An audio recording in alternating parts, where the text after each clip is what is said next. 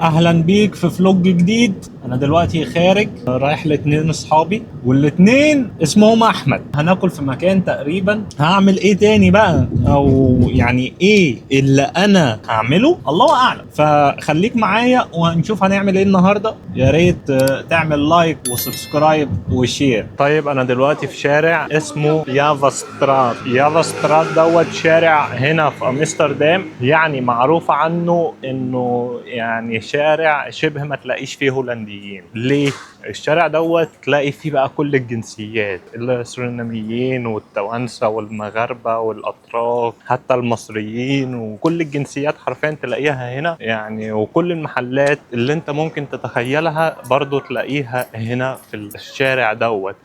محلات موبايلات، اكسسوارات، محلات اكيد يعني هولندا، فتلاقي برضو محلات خمور وحشيش، مطاعم مصريه، مطاعم يمنيه، مطاعم سوريه، مطاعم مكسيكيه. يعني دوت المحل دوت مثلا دوت مطعم مكسيكي، فريش مكسيكان كيتشن، صلصه شوب، محلات مفاتيح، احذيه. يعني يعتبر هنا هتلاقي كل حاجه ممكن تتخيلها. فالشارع دوت حلو جدا. واحنا في الوقت الحالي بندور على الشبكه، فهنا برضو في حاجات كتير حلوه ولذيذه. عايزين نتجوز يا جدعان. في هنا الخواتم، مش عارف ديت امسيالات تقريبا. هنا في طقم كامل، ديت فضه، الدبل هناك اهي. يعني الخاتم دوت مكتوب عليه السعر دوت الماس ب 875 يورو، جرام فاصلة 79 يعني.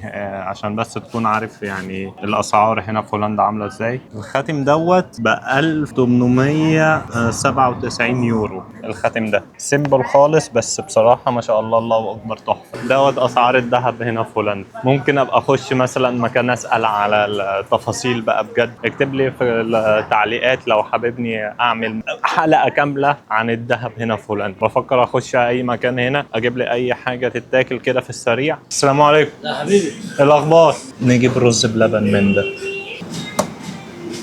يلا بينا تفضل ريس. حبيبي. مصري، اسكندراني، القاهرة. قهراوي. حبيبي اتشرفت بيك حبيبي. مع السلامه. رز بلبن بجوزة الهند والمكسرات، باين عليها انها حاجه لذيذه. طبق الرز بلبن دوت ب 4 يورو و50 سنت على فكره. بسم الله. شوفوا المنظر. وبصراحه المنظر حلو القوام ده جامد، مسكر. هو كطعم فظيع. لو سألتني دوت يستاهل 4 يورو 50 سنت اقول لك لا، الكمية قليلة جدا. خلونا نرميه. يلا بقى خلينا نقفل دلوقتي ونستنى نشوف العيال هتيجي امتى بقى. احمد اهو. انا كلمته قال لي ربعايه كده واكون عندك. ينفع التأخير ده؟ معلش يا صاحبي، انا عايز اجيب حاجة ساقعة. ناخد ريد بول بطيخ ساقع. ريد بول بطيخ. المفروض ريد بول يعمل لي سبونسر. المهم كنت بتقول ايه على المطاعم اللي هنا في هولندا؟ فيها عك كتير اصلا، وغير بقى ان انا اشتغلت فيها كمان. مش اي حد يعرف ان الحاجه اللي موجوده دي اصلا ان هي فيها خنزير، دهن خنزير، او ما فيهاش دهن خنزير. يعني احكي لنا، انت بتشتغل في المطاعم صح؟ حصل. ايه العك اللي بيحصل في المطاعم؟ انت بتلاقي العرب كتير مثلا، مش كله بيبقى نظيف في الاكل. وبرضه الهولنديين برضه ساعات ما بيبقاش نضاف. يعني مش كل المطاعم ستاندر واحد حاجه نظيفه. يعني هو ممكن ما يصدقش في كلامه، اللي هو مثلا يقول لك الحاجه دي حلال 100%. او البطاطس ممكن تاكل بطاطس مقليه عادي كده، انت مفكر ليها بطاطس مقليه عادي. لا، ممكن تبقى الزيت اللي معمول مقلي فيه البطاطس اصلا بيبقى نص ونص. نص زيت خنزير اللي هو الحاجات المهدرجه، الخنزير والكلام ده، ونص اللي هو الطبيعي العادي. وهي كده برضه غلط، مش صح. لان بيكون فيها دهن خنزير. طبعا عندك بقى اللحوم والكلام ده، هو ممكن يقول لك حلال وكده بس ما بتبقاش حلال. او ممكن معموله في مكان اصلا بيتعمل فيه الخنزير. يعني مثلا بيقلوا البطاطس وقبلها قاليين مثلا فريكانديلا او حاجه فيها خنزير، بيقولوا على الحاجات حلال وهي مش حلال اصلا. كتير يعني، في كده كتير. وانت ايه رايك في الموضوع ده؟ لا انا ما باكلش خالص. والله ما باكلش خالص. ممكن اخد اكل ولا انا، ما هو باين علينا احنا الاثنين. مش بره مثلا. تعمل ايه يا فوتوغرافي؟ بعمل ايه؟ صورني اللي متاخر ومسوحنا هو. اقفل الشنطه. طب انت ليه فاتحها اصلا كده؟ بالراحة بالراحة. اللي كان بيقول لنا هناكل محاشي ولحمة وحوارات كبيرة، في الآخر خالص هناكل رز وفراخ. الرز اهو، هما بيجيبوا الفراخ دلوقتي، أنا مستنيهم يجوا وبعدين هنروح زي بارك كده اهوت، هنروح زي جنينة نقعد هناك ونتشمس وناكل. خليك معايا. اتأخرت ليه ها؟ انا كنت اصلا الدنيا حر فروحت اشتري شورت، وبعدين كنت في البيت وجيت. بس برضه اتأخرت ليه؟ ما انا زي المصريين انت عارف لازم اتاخر ما يجيش في ميعاد. الجو حر النهارده. هولندا كام؟ ايوه 28. هو الحر 28 29 ولا 30. اللوكيشن ارجع. حط لي بس اللوكيشن. يلا بينا. تتخانقوا اخ يعني. استنى بقى نشغل الباركيرة. افتكر التليفون بتاعه ضاع والتليفون محطوط قدام اصلا عشان اللوكيشن كان مفتوح من عليه. يلا بينا. قفلت العربية، كنت هتزحلق فجأة كده. اهو داخلين البارك ده. هنقعد فين بقى؟ الله حلوة الباربيكيو اللي هناك دي، نقعد جنبها. يا جدع استنى لما نقعد. انا معاه المهم، هو برضه معاه المهم. احنا مش عايزين نقعد قدام البنات القلعة، انت عايز تروح تقعد جنب البنات القلعة. الله. هو الرز جامد بصراحة والبشاميل لذيذة. هو اصلا قال لي انت عايز رز بس كده؟ قلت له اه رز بس. قال لي طيب، وخدت 15 يورو. والله الصوص ده جامد. جرب هات كده العصير ده. عايز تشرب انا عصير؟ مانجا دوت، مانجا والتاني مش مانجا كوكتيل. بس، خلي بالك ده مانجا. برتقان وبمانجا. مش راسم مانجا خالص. اخبار الجيم ايه؟ انا قلت هاجي الاقيك فتنس بقى وحاجه. ايه انت لو قلعت التيشيرت ده انا عارف ان هلاقي كرش. انا واثق 100%. انت ما بتروحش الجيم عشان تروح تعمل جسم وتبقى رياضي والكلام ده. بيروح يشقط. اروح بس كده معاه وانا هعرف الموضوع ايه. والله بقى اتمرنت 5 ساعات من اول 5 ساعات ايه في الاسبوع؟ في اليوم والله. في اليوم؟ هي بالكميه بالوقت ولا ايه؟ اتمرنت 5 ساعات؟ امال اشتغلت امتى؟ ولو اشتغلت يبقى نمت امتى؟ لو هو مرتب يوم ولكن هو يومه خربان اصلا. لا بس 5 ساعات كتير. ما كتير جدا. تعمل ايه ب5 ساعات؟ انت لو كل عضلة هتمرنها ساعة مش هتكمل 5 ساعات. الارنبيط ده جامد. نيجي لها دايما يا رب. خلاص. ايه؟ بقول لك ايه؟ تنصح الناس بايه؟ يسافروا هولندا ولا لا؟ يسافروا عادي. تنصحهم بايه؟ لو يعني حد عايز يسافر دلوقتي تقول له سافر ولا تقول له خليك؟ اقول له مثلا يعني من وجهة نظري لازم يبقى ليك حد هناك بره، صاحبك بقى، قريبك، اي حد. اول حاجه هتفكر فيها السكن. هتقعد فين؟ دي اول حاجه. هتاخد هوستل مثلا هتقعد فيه المده اللي انت حاجزها 7 ايام 10 ايام 15 يوم شهر. وبعد كده ايه هتدفع برضه في الهوستل كتير برضه. هتكمل بقى بالهوستل برضه بعد مثلا ما المده بتاعتك تنتهي برضه هتبقى تكاليف جامده من غير شغل. والشغل هنا صعب ولا سهل؟ دي بقى ارزاق.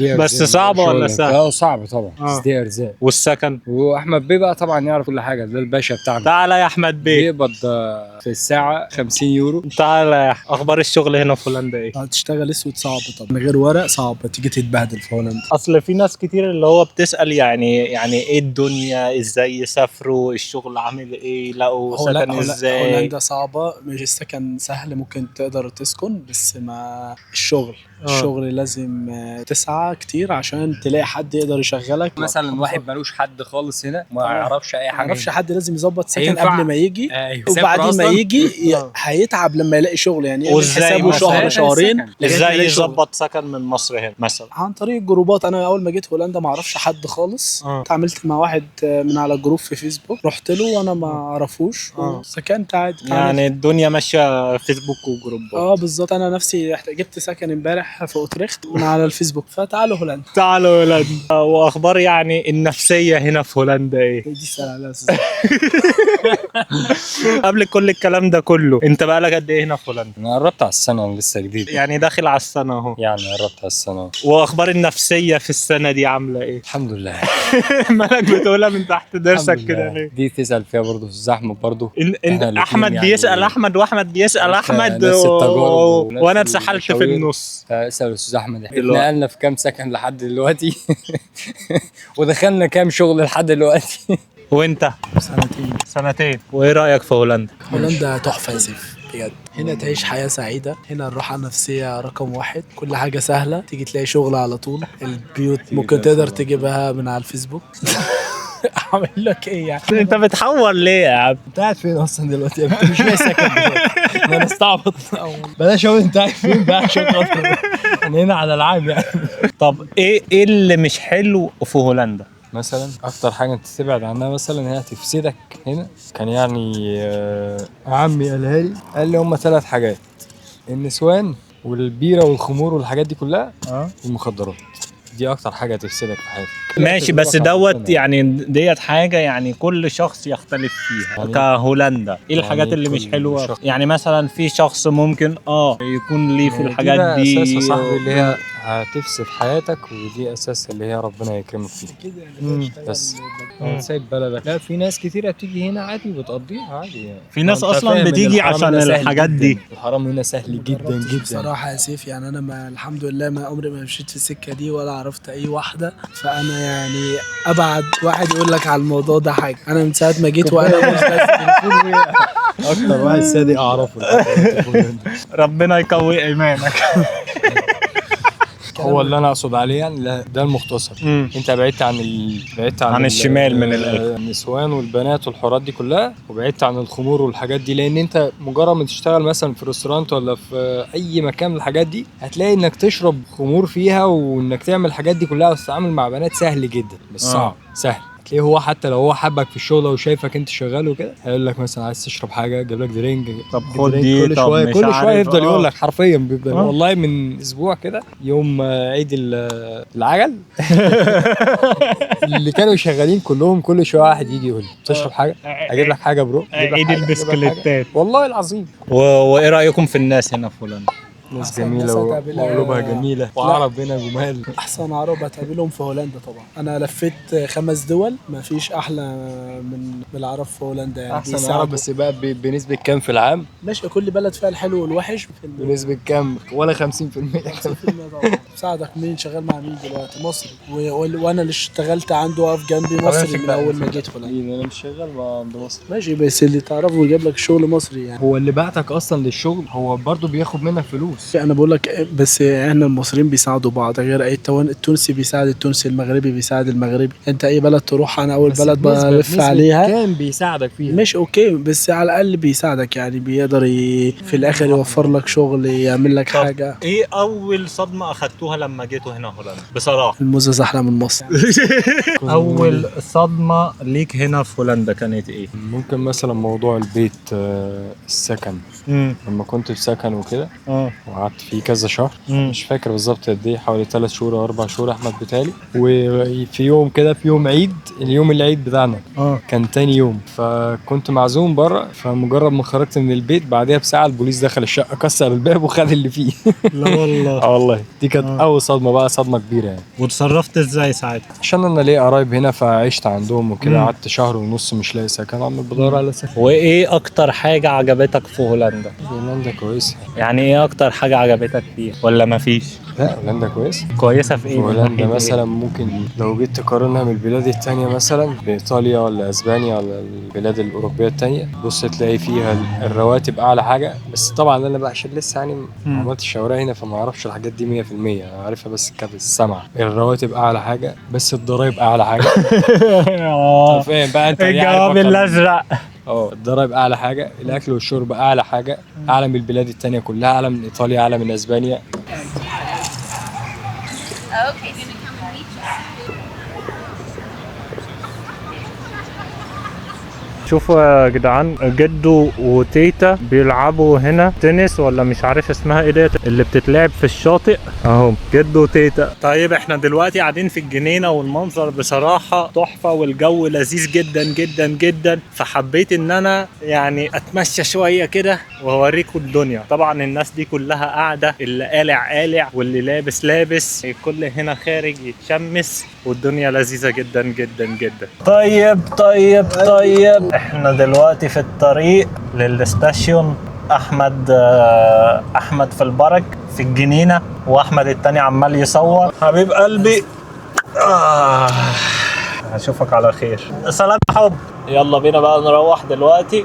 الدنيا النهارده هولندا كلها حرفيا قلعه عشان الجو حر، ما تعرفش يعني النهارده يوم القلع العالمي ولا ايه. في حد كتب لي على فلوج 26 عندي سؤال، وانتوا بتحاسبوا لنفسكم تقدروا تسرقوا ما تحاسبوش على نص الحاجات مثلا ولا ايه؟ شوف يا صديقي، هو يعني من ناحية ممكن، هو ممكن، لان اولا هم بيعملوا كنترول كده عشوائي، يعني ممكن يشقطوك كده من وسط الناس ديت، يعني اللي بتحاسب لنفسها، ويعملوا كنترول بسيط عليك. واول ما يعملوا الكنترول البسيط عليك دوت، لو لقوك مش عامل سكان لحاجة معينة، اولا بيدوك 182 يورو غرامة، ده غير انه بيخلوك تحاسب على الحاجة، ده غير ان هم بيعملوا لك زي محضر كده هو بعدم التعرض، يعني انت مش هيكون من حقك تخش المحل دوت تاني، فانت مش عايز كده. وهم يعني بيثقوا الثقة كبيرة جدا في العملاء بتوعهم، الثقة بتاعتهم في العميل بتاعهم كبيرة، فهنا الحاجات ديت فيها امان وفيها احترام، يعني انت بتحترم المكان اللي انت داخله، وفي امان، يعني واثقين انك مش هتسرق، فتسرق ليه؟ المهم حبيت دلوقتي اقفل الفلوج واقول لك كان معك سيف مبابي من قلب هولندا. سلام.